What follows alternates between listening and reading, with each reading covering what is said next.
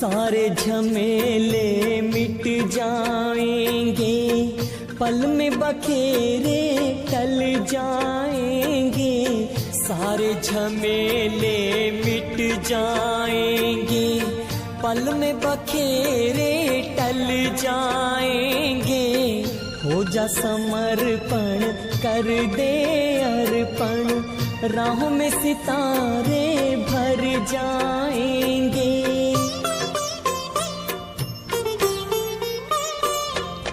उससे रहो सीधा सादा, उससे रहो सीधा सादा।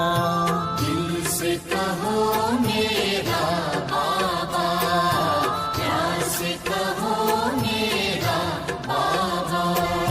साथ निभाएगा, हाथ बटाएगा, साथ निभाएगा, हाथ बटाएगा। निभाए वो पूरा वादा, दिल से कहो मेरा बाबा, प्यार से कहो मेरा बाबा।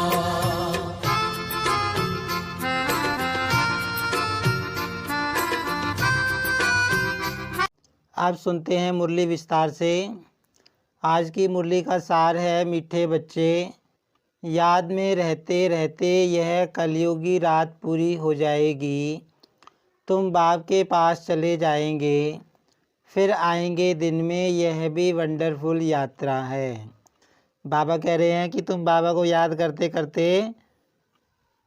नई दुनिया में चले जाओगे, दिन में चले जाओगे, और ये जो कलयुगी रूपी रात है ये पूरी हो जाएगी। बाबा कहते हैं, बाबा ने कहा कि ये वंडरफुल यात्रा तुम कर रहे हो। आज की मुरली में प्रश्न है, तुम बच्चों को स्वर्ग में जाने की इच्छा क्यों है?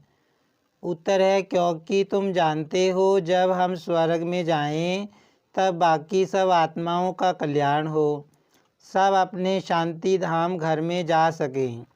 तुम्हें कोई स्वर्ग में जाने का लोभ नहीं है, लेकिन तुम स्वर्ग की स्थापना कर रहे हो, इतनी मेहनत करते हो तो ज़रूर उस स्वर्ग के मालिक भी बनेंगे।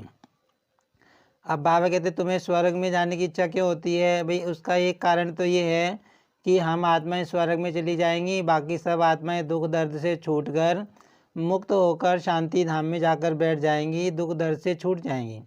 और दूसरी बाबा कहते हैं कि तुम मेहनत कर रहे हो तो तुम स्वर्ग के मालिक भी बनोगे, बाकी तुम्हें कोई दूसरी इच्छा नहीं है। मनुष्यों को तो इच्छा रहती है हमें भगवान का साक्षात्कार हो, लेकिन वह तो तुम्हें स्वयं पढ़ा रहे हैं। भक्ति मार्ग में आत्माएं क्या चाहती हैं कि हमें भगवान दिख जाए, भगवान का साक्षात्कार हो जाए, लेकिन यहाँ तो हमें बाबा साक्षात पढ़ा रहे हैं, साक्षात भगवान से हम मिलन मनाते हैं। तो बाबा कहते इस तरह की इच्छा तुम्हारी है नहीं। गीत है, रात के राही थक मत जाना, सुबह की मंजिल दूर नहीं, ओम शांति। रात के राही का अर्थ तो बच्चे नंबरवार पुरुषार्थ अनुसार जानते होंगे। रात के राही का मतलब क्या होता है कि आप बाबा कहते हैं अभी कलयुगी रूपी रात चल रही है, तो तुम रात के राही हो। अगर बच्चों का सुदर्शन चक्र फिरता रहता है, स्मृति में रहते हैं, तो वह समझ सकेंगे कि बरोबर हम अर्थात स्वर्ग के कितना नज़दीक पहुँचे हैं। बाबा कह रहे हैं कि जो बच्चे सुदर्शन चक्र फिराते हैं, माना अपने सारे जन्मों के चक्र को रिवाइज करते हैं, याद करते हैं, तो बाबा कहते हैं वो समझ सकते हैं कि हम कितना नज़दीक पहुँचे हैं, माना हमारा पुरुषार्थ कहाँ तक आकर पहुँचा है। बच्चों को समझाया है यह बेहद का दिन और रात है, ब्रह्मा की बेहद की रात कहा जाता है। शास्त्रों में कितना अच्छा नाम लिखा हुआ है। ऐसे नहीं कहा जाएगा कि लक्ष्मी नारायण की भी रात होगी, नहीं, ब्रह्मा का दिन ब्रह्मा की रात कहा जाता है। लक्ष्मी नारायण तो वहाँ राज्य करते थे, फिर जरूर सृष्टि चक्र को फिरना है, लक्ष्मी नारायण का राज्य फिर सतयुग में आना है। सतयुग के बाद त्रेता द्वापर कलयुग जरूर आना है, तो जरूर सतयुग में फिर वही राजा होना चाहिए। यह ज्ञान सिर्फ शिव बाबा ही ब्रह्मा द्वारा तुम बच्चों को देते हैं, इसलिए तुमको ही यह सृष्टि चक्र का ज्ञान है। अब सतयुग, त्रेता, द्वापर, कलयुग चारों युगों का ज्ञान बाबा हमको ही देते हैं। बाबा ने बताया कि सतयुग में लक्ष्मी नारायण का राज होता है, फिर धीरे धीरे सृष्टि नीचे आती है। तो बाबा कहते हैं सृष्टि चक्र का ज्ञान तुम्हें ही है, बस देवताओं को नहीं है। तुम ब्राह्मणों की बुद्धि में यह चक्र फिरता है, इसलिए नाम रखा है ब्रह्मा और ब्रह्मा कुमार कुमारियों की रात। अभी तुम चल रहे हो दिन तरफ। बाबा कहते हैं अभी तुम कहाँ जा रहे हो? दिन की तरफ जा रहे हो, माना सतयुग की तरफ। बाबा कलयुग को रात कहता है, सतयुग को दिन कहता है। सतयुग को दिन, कलयुग को रात कहा जाता है। तुम बच्चे जानते हो हमारी यह यात्रा कलयुग के अंत और सतयुग आदि के संगम पर ही होती है। अभी जो हम जो रूहानी यात्रा कर रहे हैं, बाबा संगम युग पर ही कराता है। माना कलयुग जाने वाला है, सतयुग आने वाला है। तुम बैठे कलयुग में हो, तुम्हारी बुद्धि वहाँ है। आत्मा को समझना है, हमको यह शरीर छोड़कर बाप के पास जाना है। शरीर तो अंत में छोड़ेंगे जब मंजिल पूरी होगी, अर्थात बाप योग सिखाना बंद करेंगे। अब बाबा कहते ये यात्रा कब तक चलेगी, तुम शरीर कब छोड़ोगे? बाबा कहते जब ये मंजिल पूरी हो जाएगी, विनाश होने वाला होगा और बाबा पढ़ाई बंद करेंगे। पढ़ाई का अंत होगा, तब तक बाप सिखाते पढ़ाते रहते हैं। बच्चे बाप की याद में रहते हैं। ऐसे याद में रहते रहते रात पूरी हो जाएगी और तुम बाप के पास चले जाएंगे। बाबा कहते जो तुम याद की यात्रा कर रहे हो, बाबा को याद करते करते ये पूरी हो जाएगी रात की जो रात चल रही है, कलयुगी रूपी रात। फिर तुम आएंगे दिन में। यह है तुम्हारी वंडरफुल यात्रा। बाप दिन स्थापन करते हैं तुम ब्रह्मा कुमार कुमारियों के लिए। अब दिन अर्थात सतयुग आ रहा है। अभी तुम कलयुग रात में बैठे हो। निरंतर बाप को याद करते रहो। अभी हम कहाँ बैठे हैं? बाबा कह रहा है कि अभी तुम रात में बैठे हो, तो इसलिए निरंतर बाबा को याद करते रहो। निरंतर का मतलब लगातार। बाबा कहते हैं बाप ने समझाया है सभी को मरना है ज़रूर। मनुष्य पूछते हैं कब मरना है, कब विनाश होगा। अब दिव्य दृष्टि से विनाश का साक्षात्कार किया हुआ है, फिर इन आँखों से देखना जरूर है, और स्थापना जिसका साक्षात्कार करते हैं वह भी इन आँखों से देखना है। मुख्य जिस ब्रह्मा का दिन और रात गाया हुआ है, उनको ही स्थापना और विनाश का साक्षात्कार हुआ है। और शिव बाबा ने ब्रह्मा बाबा को साक्षात्कार कराया था, स्थापना का भी कराया था, विनाश का भी कराया था। तो जो दिव्य दृष्टि से देखा है वह प्रैक्टिकल जरूर होगा। बाबा कहते जो ब्रह्मा ने देखा था, विनाश का साक्षात्कार किया था, वो जरूर होगा, प्रैक्टिकल में जरूर होगा। भक्ति मार्ग में जो कुछ साक्षात्कार होता है वह दिव्य दृष्टि से देखते हैं। तुम भी दिव्य दृष्टि से देखते हो। तुमको किसी चीज़ की इच्छा नहीं रहती है। सन्यासी लोगों को इच्छा रहती है परम पिता परमात्मा को देखने की। यहाँ तुम बच्चों को तो परम पिता परमात्मा खुद बैठ पढ़ाते हैं। तुमको इच्छा है स्वर्ग में जाने की। अब बाबा समझा रहे हैं कि तुमको ऐसी कोई इच्छा नहीं है कि हमको भगवान का साक्षात्कार हो जाए।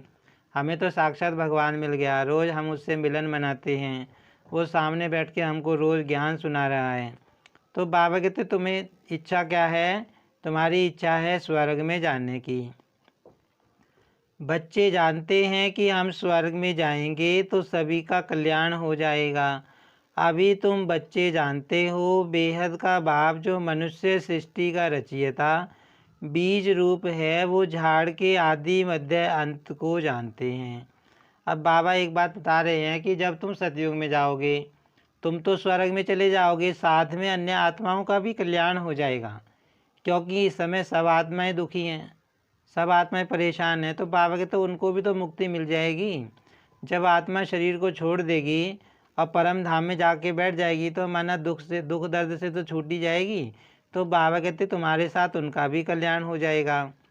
फिर बाबा कहते हैं कि तुमको पता है जो सृष्टि का रचयिता है, बीज रूप है, वही पूरे झाड़ जो मनुष्य सृष्टि रूपी झाड़ है उसके आदि मध्य अंत का ज्ञान उसके पास ही है, और शिव बाबा ही हमें समझा रहे हैं। हम उस बाप को और उनके वर्षे को जानते हैं, जैसे वह झाड़ होते हैं। जानते हैं यह आम का झाड़ है। झाड़ किसको कहता है बाबा? पेड़ को कहता है।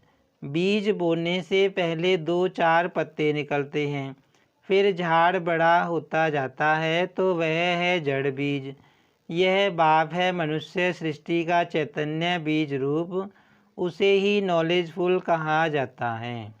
अब बाबा समझाते हैं कि जो दूसरे बीज होते हैं उनकी अपेक्षा शिव बाबा क्या है?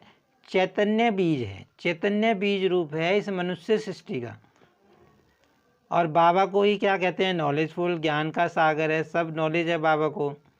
बच्चे जानते हैं यह पाठशाला है जिसमें यह पढ़ाई मिल रही है, और तुम योग भी सीख रहे हो। इस विद्या से तुम भविष्य प्रिंस प्रिंसेस बनते हो। आत्मा पवित्र जरूर चाहिए, अभी तो सब अपवित्र हैं, परंतु कोई को पतित कहो तो मानेंगे नहीं।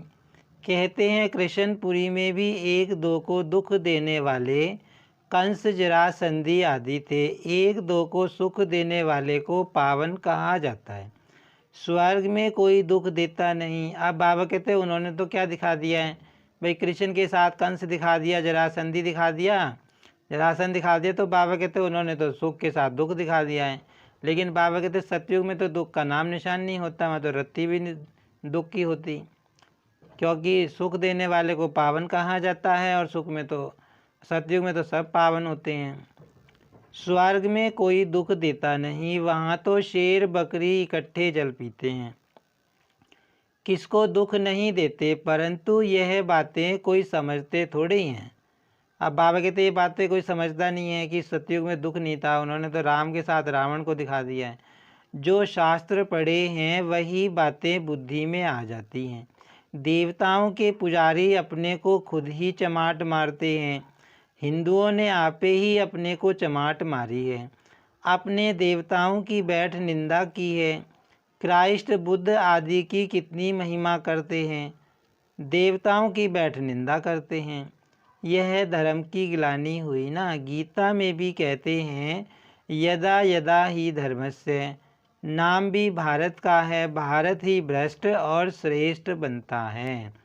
अब बाबा कहते हैं श्रेष्ठ और भ्रष्ट भारत ही बनता है। इस समय भारत भ्रष्ट बन गया है।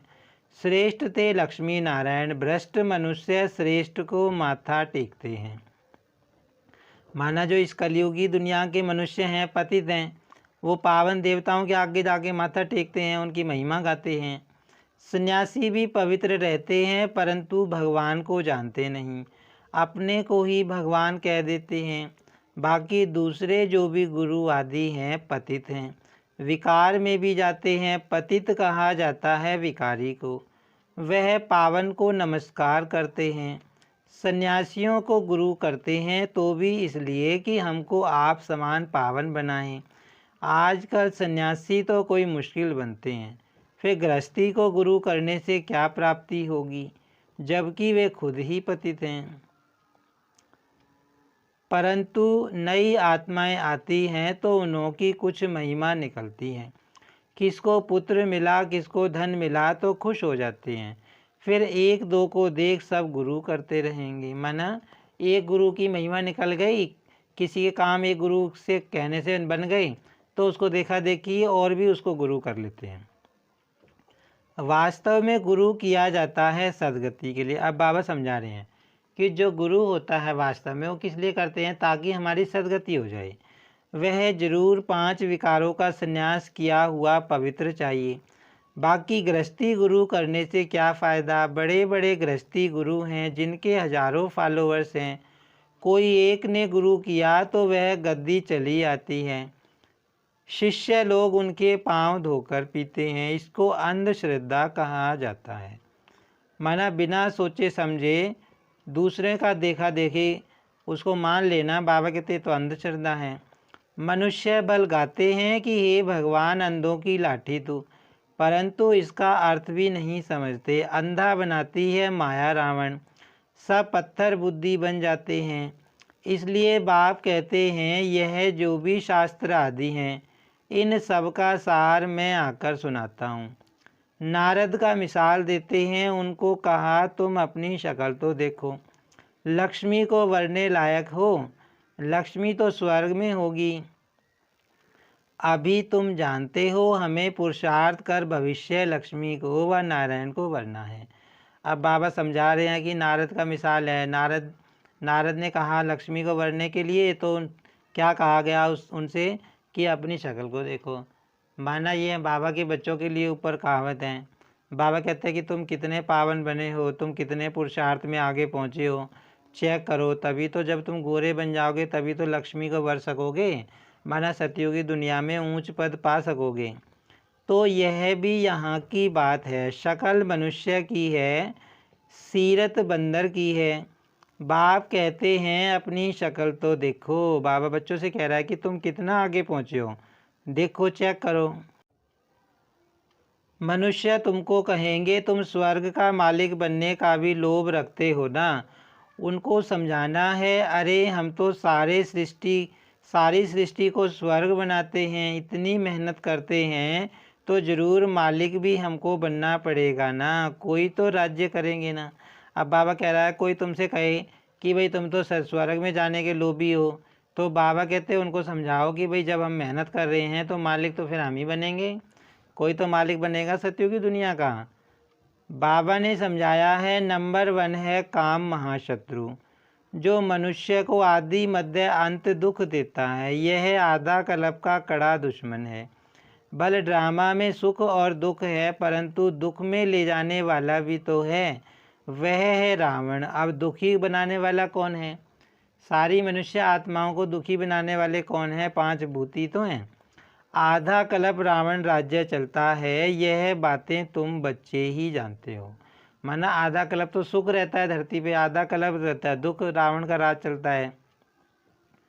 तुम्हारे में भी नंबरवार हैं। अब देखो कहते हैं कैलाश पर्वत पर शंकर पार्वती रहते हैं, प्रेसिडेंट आदि भी अमरनाथ कैलाश पर्वत पर जाते हैं, परंतु इतना भी समझते नहीं कि वहाँ शंकर पार्वती कहाँ से आए। क्या पार्वती दुर्गति में थी जो उनको बैठ कथा सुनाई? सूक्ष्म वतन में तो दुर्गति का प्रश्न ही नहीं। कितना दूर दूर जाकर मनुष्य धक्के खाते हैं। यह है भक्ति मार्ग, दुख तो मनुष्यों को पाना ही है। अब बाबा भक्ति मार्ग की बात बता रहे हैं कि भाई उन्होंने दिखाया है कि शंकर ने पार्वती को कथा सुनाई। तो अब बाबा कहते ज्ञान दिया जाता है जब कोई ना समझ बन जाता है, दुर्गति में चला जाता है, तब ज्ञान दिया जाता है। माना इस समय हम आत्मा पतित हैं, दुर्गति में पाई हुई हैं, तो बाबा आकर ज्ञान देकर हमें सदगति में ले जाते हैं। तो बाबा समझा रहे हैं कि पार्वती को क्या दुर्गति में हुई थी? तो बाबा कहते तो ज्ञान सुनाया, कथा सुनाई। तो बाबा कहते ऐसा है नहीं। फिर बाबा ने कहा कि भक्ति में तो दुख ही दुख है, धक्के ही धक्के हैं। प्राप्ति है अल्पकाल की, वह कौन सी प्राप्ति है? तीर्थों पर जितना समय रहते हैं उतना समय पवित्र रहते हैं। कोई तो शराब बगैर रह नहीं सकते, तो छिपाकर भी शराब की बोतल ले जाते हैं, फिर वह कोई तीर्थ थोड़े ही हुआ। बाबा कहते कि कई तो क्या करेंगे, शराब को तीर्थों पर भी ले जाते हैं, वहाँ पर भी उनसे नहीं रुका जाता, तो वहाँ भी कितना गंद लगा पड़ा है, बात मत पूछो। विकारी मनुष्यों को विकार भी वहाँ मिलता है। मनुष्यों को ज्ञान नहीं है तो समझते हैं भक्ति अच्छी है, उनसे ही भगवान मिलेगा। आधा कल्प भक्ति के धक्के खाने पड़ते हैं। अब बाबा कहते हैं आधा कल्प से आत्माएं दुखी हैं, भगवान को पुकार रही हैं, भक्ति करती आ रही हैं, भक्ति के धक्के खा रही हैं। आधा कल्प के बाद जब भक्ति पूरी होती है तो फिर भगवान आते हैं। बाबा को तरस पड़ता है। ऐसे नहीं कि भक्ति से भगवान को पाते हैं। ऐसा होता तो फिर भगवान को पुकारते क्यों, याद क्यों करते। भगवान कब मिलता है यह समझते नहीं हैं। अब भक्ति में तो पता नहीं ना कि भी भगवान कब मिलेगा। भक्ति से श्री कृष्ण का साक्षात्कार हुआ तो बस समझते उनको भगवान मिल गया, वैकुंठवासी हुआ। श्री कृष्ण का दर्शन हुआ, बस चला गया श्री कृष्णपुरी, परंतु जाता कोई नहीं। अब बाबा कहते भक्ति में मान लो, अब भक्ति में साक्षात्कार भी शिव बाबा ही कराते हैं भक्तों को। बाबा कहते हैं कि भक्तों को भी मैं देखता हूँ, ज्ञानियों को भी मैं देखता हूँ।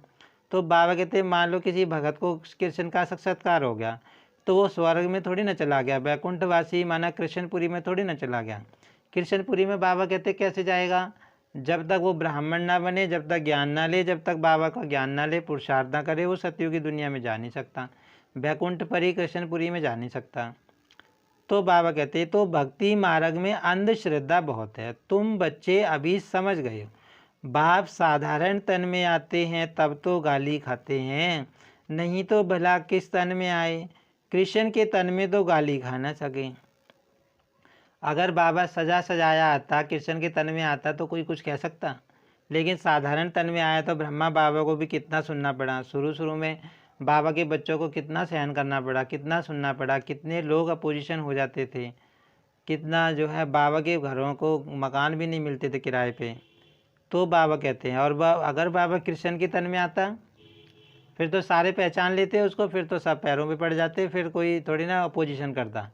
लेकिन बाबा इतने साधारण रूप से आया, उसको आत्मा भाई कोई आत्मा बाबा कहते जो बाबा के बच्चे हैं वो पहचान पा रही हैं, तो इसलिए बाबा कहते विरोध सहना पड़ा बाबा ने। तो बाबा कहते कृष्ण के तन में आए, ये तो हो नहीं सकता। श्री कृष्ण को पतित पावन कहते भी नहीं हैं। मनुष्य यह भी समझते नहीं कि पतित पावन कौन है, कैसे आते हैं, इसलिए कोई को भी विश्वास नहीं बैठता है। शास्त्रों में तो है नहीं कि कैसे ब्रह्मा तन में आते हैं। कहते भी हैं ब्रह्मा मुख द्वारा सूर्यवंशी चंद्रवंशी धर्म की स्थापना होती है, फिर भूल जाते हैं कि कब होती कैसे होती। प्रजापिता ब्रह्मा तो जरूर यहाँ कल्प के संगम पर होना चाहिए, तब तो ब्राह्मणों की नई सृष्टि रची जाए। मनुष्य बहुत मूंझे हुए हैं, उनको रास्ता बताना है। बाप कितनी भारी सर्विस आकर करते हैं। अब बाबा कितनी ऊंची सर्विस कर रहे हैं। सारी सृष्टि को पतित से पावन बनाना बहुत ऊंची सर्विस है। बाबा कहते तुम समझते हो हम 5 विकारों से एकदम बंदर से भी बदतर हो गए हैं। हम सो देवता थे फिर एकदम क्या बन गए। ऐसों को फिर बाप कितना ऊंचा कर बनाते हैं। माना हम बाबा के बच्चे जो अज्ञान में थे तो बाबा कहते तुम बंदर के जैसे थे, 5 विकार थे तुम्हारे अंदर। तो बाबा कहते मैं तुमको देखो कितना ऊंचा बनाता हूँ। तो बाप को कितना लव करना चाहिए, ऐसे बाबा से कितना प्यार होना चाहिए। शिव बाबा हमको कितना ऊंचा बनाता है, मंदिर लायक बनाता है, हमको पतित से पावन बनाता है, इतना सुख देता है, इतने खजाने देता है। तो ऐसे बाबा से तो बहुत प्यार होना चाहिए। यह बाप सुनाते हैं या दादा सुनाते हैं, यह भी कितने बच्चों को पता नहीं लगता।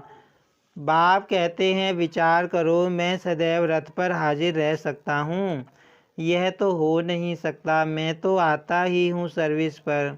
अब बाबा कहते हैं हमेशा तो मैं ब्रह्मा के तन में नहीं बैठा रहूँगा।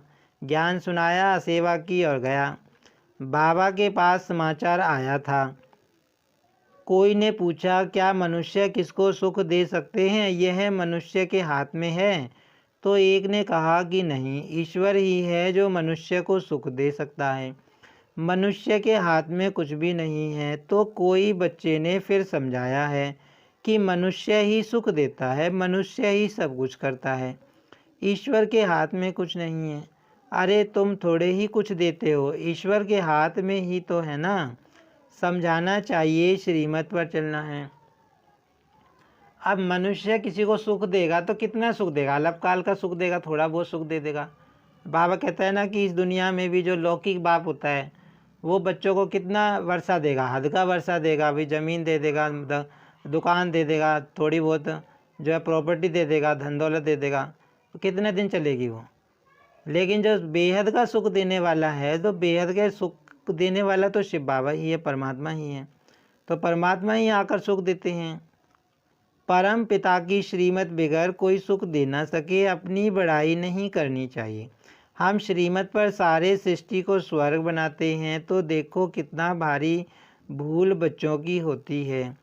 वह कहते ईश्वर के हाथ में है, बीके कहते कि मनुष्य के हाथ में है। अब बाबा बता रहे हैं, किसी बाबा के बच्चे ने कह दिया होगा कि मनुष्य दे सकता है। हम भी किसी को सुख नहीं दे सकते। अगर दे सकते हैं तो चलो, अब बाबा की श्रीमत के आधार पर हम किसी को ज्ञान दे दें और वो बाबा से कनेक्ट हो जाए, बाबा का बच्चा बन जाए, तो उसको सुख मिलने लग जाता है। तो बाबा कहते उसमें तुम्हें अपना अहंकार नहीं करना चाहिए कि हमने सुख दिया। हम कौन होते हैं सुख देने वाले? हम अपने आप को ही नहीं दे पाए। हमें भी सुख कौन देता है? शिव बाबा देता है। हम किसी को कुछ नहीं दे सकते, हमें खुद मिल रहा है बाबा से। तो बाबा कह रहे हैं वास्तव में है तो बाप के ही हाथ में, श्रीमत बिगर कुछ कर नहीं सकते। मनुष्य बिल्कुल बर्थ नाटे पैनी बन जाते हैं। बाप कहते हैं रावण मनुष्य को पत्थर बुद्धि बना देते हैं, मैं आकर तुमको पारस बुद्धि बनाता हूँ। महिमा सारी बाप की करनी है, हम श्रीमत पर चल रहे हैं। अब जब हम बाबा की श्रीमत पर चलते हैं, श्रीमत पे चल के अच्छे काम करते हैं, उन अच्छे कामों से तो दूसरी आत्माओं को सुख मिलता है। अब बाबा कहता है तुम्हें ना दुख देना है ना दुख लेना है। तो अगर हम श्रीमत पे चलते तभी तो हमने सुख दिया। अपनी मत पे चल के हम कहाँ कितनों को सुख दे पाए? अपनी मत पे तो चलते ही आ रहे थे, लेकिन दुख दर्द 5 भूत बढ़ते ही जा रहे थे। अब जब बाबा आया, जब हम बाबा की श्रीमत पे चलने लगे, तब हमारे अंदर फ़र्क आया ना। तो बाबा ये कह रहे हैं कि सुख देने वाला तो बाबा है, और उसकी अगर श्रीमत पे चल के तुम चलोगे तो तुम सुख देते हो अपने आप को भी, दूसरों को भी। ईश्वर बगैर मनुष्यों को कोई श्रेष्ठ बना नहीं सकता। भाई किसी आत्मा को पावन बनाने का काम मनुष्य नहीं कर सकता। मनुष्य के बस की बात ही नहीं है इतनी आत्माओं को पावन बनाना, पूरी सृष्टि को पावन बनाना, 5 तत्वों को पावन बनाना। बाबा कहते कि कोई एक का सवाल थोड़ी ना है। तो ये काम सिर्फ परमात्मा का ही है, सर्वशक्तिमान का ही है। अच्छा ब्रह्मा मुख वंशावली, ब्राह्मण कुल भूषण, स्वदर्शन चक्रधारी, मीठे मीठे सिक्की लदे बच्चों प्रति, मात पिता बाप दादा का याद प्यार और गुड मॉर्निंग। रूहानी बाप की रूहानी बच्चों को नमस्ते। हम रूहानी बच्चों की रूहानी बाप दादा को याद प्यार और नमस्ते। धारणा के लिए मुख्य सार है, बाप जो इतनी सर्विस करते हैं, हमें इतना ऊंच देवता बनाते हैं, ऐसे बाप से दिल का सच्चा प्यार रखना है। अब इतना मीठा बाबा है, इतना प्यारा बाबा है, क्या से हमें क्या बना रहा है, क्या क्या दे रहा है। अगर हम योग में बैठ के सोचने लग जाएं कि वो हमें क्या दे रहा है, कितना प्यार इमर्ज होता है उसके लिए, कितना प्यार। ऐसा बाबा इतना मीठा, इतना प्यारा बाबा पूरी दुनिया में कहीं कोई हो नहीं सकता। तो बाबा कहते ऐसे बाप से तो सच्चा प्यार रखना है ना। देवताओं समान सबको सुख देना है, एक बाप की सदा महिमा करनी है, अपनी बड़ाई नहीं दिखानी। अपनी बड़ाई, हमारी बड़ाई क्या, कुछ भी बड़ाई नहीं है। हम कौन है? कुछ भी नहीं है हम बाबा के बिना। तो बाबा कहते तुम्हें अपनी बड़ाई, अपना अहंकार नहीं करना कि भाई थोड़ा बहुत ज्ञान आ गया, हाँ हम ज्ञानी हो गए, हम इतने हो गए, हम वो हो गए, हमने इतनों को सुख दे दिया। हम किसी को कुछ नहीं दे सकते, बाबा है तो हम दे रहे हैं। तो बाबा कहता है अपनी बड़ाई नहीं करनी है। वरदान है सेवा का पाठ बजाते, पाठ से न्यारे और बाप के प्यारे रहने वाले सहज योगी भव। कई बच्चे कहते हैं योग कभी लगता है कभी नहीं लगता। इसका कारण है न्यारेपन की कमी। न्यारे न होने के कारण प्यार का अनुभव नहीं होता, और जहाँ प्यार नहीं वहाँ याद नहीं।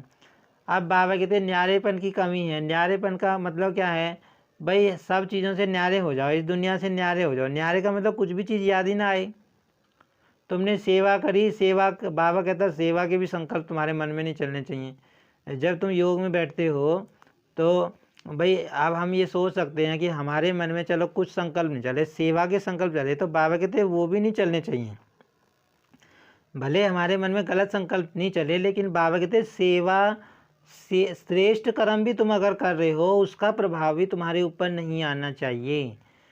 मना कि मतलब हर चीज़ से न्यारा हो जाना, बिल्कुल जैसे हम बिल्कुल न्यारे हैं, बस बाबा के प्यारे हैं। तो वो बाबा कहता कि अगर न्यारेपन की कमी है ना, हम सेवा से अटैच हो जाते हैं कई बार कि भी हाँ ये सेवा मैं ही कर सकता हूँ, मैंने इतनी अच्छी सेवा करी। तो बाबा कहते इस तरह सेवा से या ज्ञान सुनाने की विशेषता से, अपनी किसी विशेषता से जो बाबा का बनने के बाद हमको मिली, तो बाबा कहते हर चीज़ से तुम्हें न्यारा बनना है। जितना तुम न्यारा बनोगे, जितना इस दुनिया से कट ऑफ होते जाओगे, इस दुनिया की बातों से कट ऑफ होते जाओगे, उतना तुम बाबा के नज़दीक जाते जाओगे। तो बाबा कहता कि अगर तुम न्यारे बनोगे तो बाबा का प्यार तुम्हें महसूस होगा, तुम प्यारे बनोगे। और अगर न्यारेपन में कमी है तो नहीं बन सकते। और जहाँ प्यार नहीं वहाँ याद नहीं, जितना ज़्यादा प्यार उतनी सहज याद। इसलिए संबंध के आधार पर पाठ नहीं बजाओ, सेवा के संबंध से पाठ बजाओ तो न्यारे रहेंगे। कमल पुष्प समान पुरानी दुनिया के वातावरण से न्यारे और बाप के प्यारे बनो तो सहज योगी बन जाएंगे।